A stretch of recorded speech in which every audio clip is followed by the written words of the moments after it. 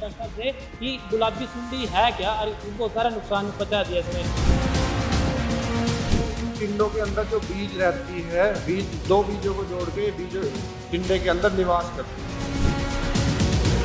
तो जिन किसान भाइयों के खेतों के आसपास ऐसी बनछटियां पिछले साल की रखी हुई है, उन किसान भाइयों के खेतों में गुलाबी सुंडी का प्रकोप पहले भी आता है और ज्यादा भी होता है। बीच में आपको मैंने रोक दिया, इसका निपटान कैसे हो, समाधान कैसे हो? एक तो आपने बता दिया अभी लकड़ियों में ये रहती है, अपना निवास स्थान उन्होंने बढ़ा लिया, या तो लकड़ियां कहीं बाहर रखें। आपकी क्या रिकमेंडेशन रहेगी? इसमें हमारे किसान भाई ये कर सकते हैं कि जैसे फरवरी मार्च आता है तब तक वो लकड़ियां सूख जाती हैं और जो पत्ते टिंडे बच जाते हैं उनको नष्ट करना बहुत जरूरी है। और ये काम जितने बड़े स्तर पे करोगे उतना ज़्यादा फायदा होगा।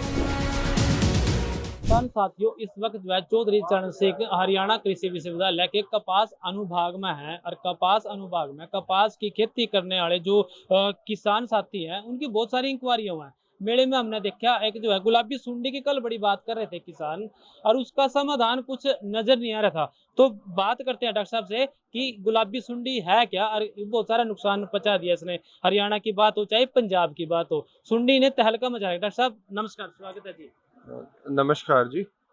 ये जो हाँ जी। ये जो गुलाबी सुंडी है, ये नरमा की फसल में अगर हम 2018 से पहले की बात करते हैं जी। तो हमारे प्रदेश में उतनी आती नहीं थी। हम्म। जबकि अगर हम दूसरे सेंट्रल इंडिया की बात करते हैं, साउथ भारत इंडिया की। की बात, मध्य भारत की या दक्षिण भारत की बात करते हैं, तो वहाँ पे 2014-15 से इसका अटैक बीटी कॉटन में शुरू हो गया था।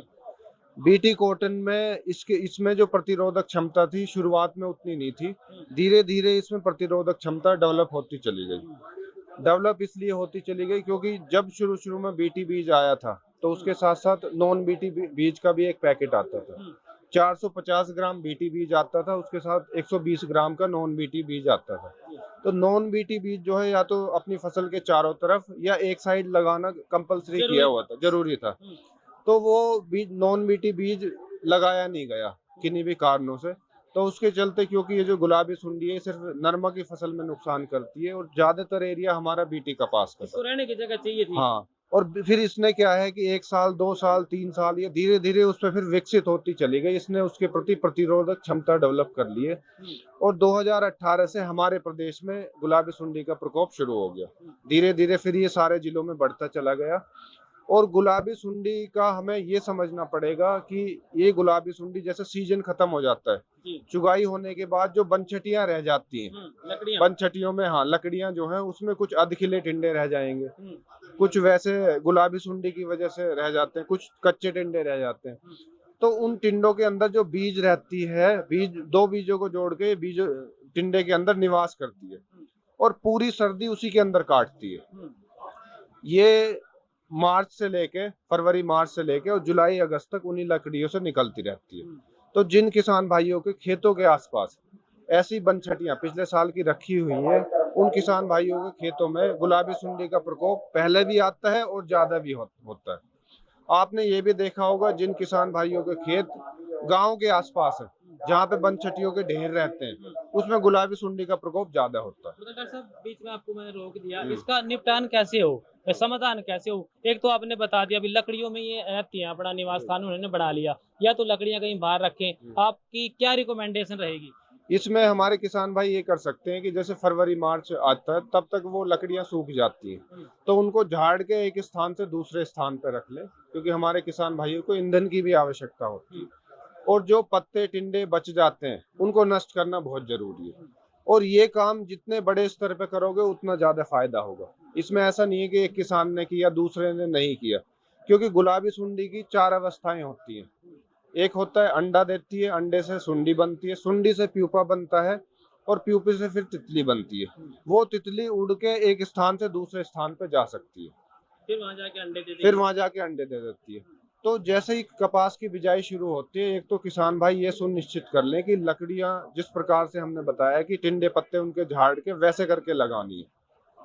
दूसरा, जैसे ही आपकी फसल में फूल बनने शुरू हो जाते हैं तो किसान भाई तभी सचेत हो जाए, क्योंकि जिस फसल में जितनी जल्दी फूल आएंगे गुलाबी सुंडी सबसे पहले वहीं पहुंचेगी।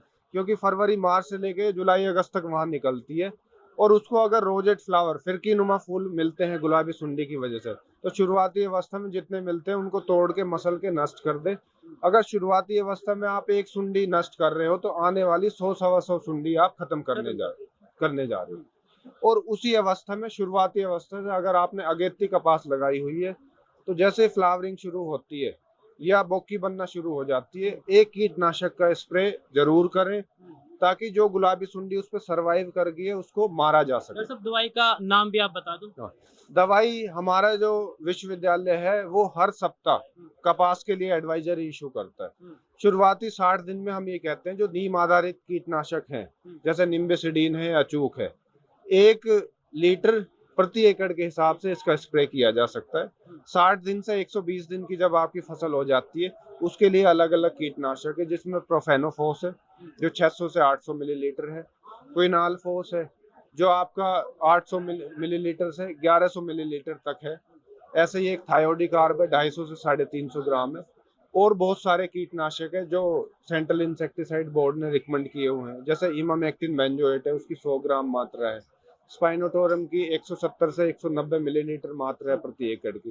तो बहुत सारे कीटनाशक अवेलेबल है, पर इसमें एक ही चीज का ध्यान रखना है कि फार्मर अगर शुरुआती अवस्था में सचेत रह जाता है, यानी कि फूल से जब टिंडा बन रहा है उस समय अगर वो अपनी फसल को बचा लेता है, उस समय कीटनाशक का स्प्रे करता है। सावधानी जरूरी है और जितना जल्दी वो डिटेक्ट कर लेगा उतना फायदा है। हमारे किसान भाई जैसे पहली चुगाई पे जाएंगे तब उन्हें पता चलेगा कि अब तो टिंडे जो हैं ऐसे हो रहे हैं और गुलाबी सुंडी आ गई। हरियाणा का कुछ स्पेशल एरिया है जहाँ पे ये लगता हो कि ये ज्यादा आती है उस एरिया में, या फिर ये नॉर्मल रहेगी?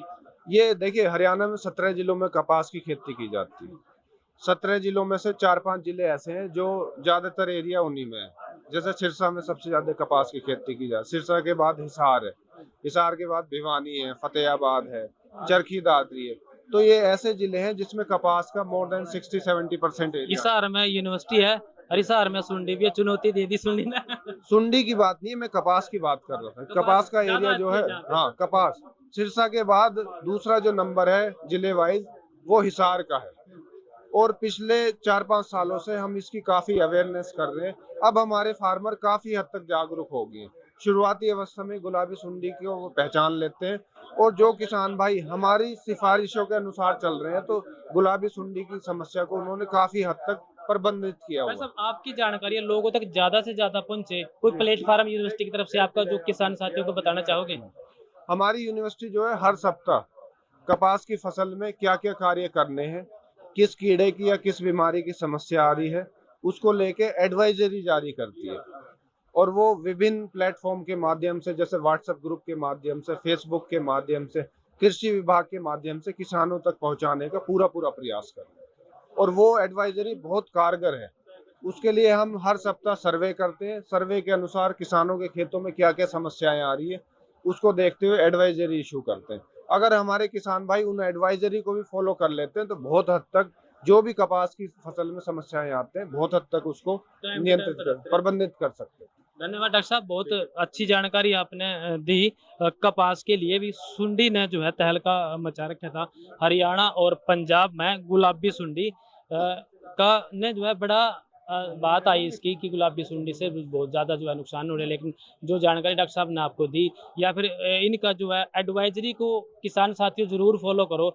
अगर आप कपास की खेती करते हो तो टाइम टाइम पे हर हफ्ते जो है हिसार यूनिवर्सिटी एक एडवाइजरी जारी करती है। वो बताती है कि किस वक्त जो है कौन सी बीमारी आ रही और किस तरह से पानी देना, क्या उसमें करना। वो जानकारी आपके लिए बहुत लाभदायक है। तो किसान मित्र प्रोग्राम में अभी के लिए इतना ही। दीजिए इजाज़त। सत श्री अकाल। राम राम।